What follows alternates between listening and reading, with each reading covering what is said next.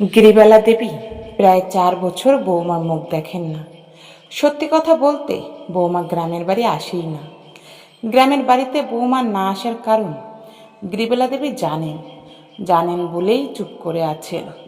আগ বাড়িয়ে কিছু বলেন না, বলার চেষ্টাই করেন না।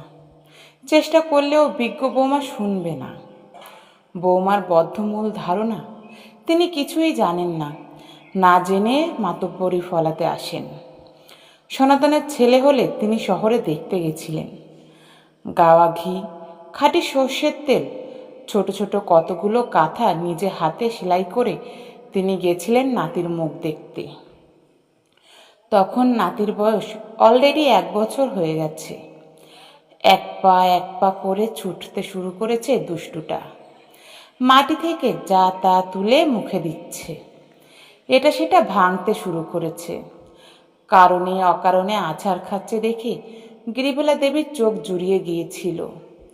মনে মনে খুব খুশিও হয়েছিলেন, কিন্তু তার আত্মা শুকিয়ে গিয়েছিল পুচকেটাকে কোলে নিয়ে, তার কচি মুখের শব্দ শুনে। রাতে সনাতন অফিস থেকে এলে ছেলেকে তড়িঘড়ি ডেকে পাঠালেন, বৌমাকেও ডেকে পাঠালেন। তিনজনে একসঙ্গে হলে ছেলে বৌমাকে চমকে দিয়ে গিরিবালা দেবী এক অদ্ভুত কথা বললেন, বৌমা, বাড়িতে যত ইলেকট্রনিক্স গুডস আছে সব ফেলে দাও। মোবাইল, ল্যাপটপ, কম্পিউটার, যত ইলেকট্রনিক্স গুডস আছে সব আজ রাতেই সব ফেলে দেবে।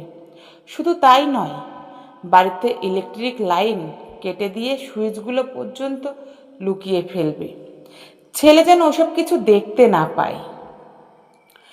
শাশুড়ির কথা শুনে মহেশ্বতা ভিস্তর চটে গেছিল। সনাতন রেগে গেছিল। শুধু তাই নয়, পরের দিন সকালেই গিরিবালা দেবীকে বাধ্য হয়ে ফিরে আসতে হয় গ্রামের বাড়ি, ছেলে বৌমার কাছে অপমানিত হয়ে। এরপর থেকে আর ছেলে বৌমার সঙ্গে তার তেমন একটা যোগাযোগ নেই।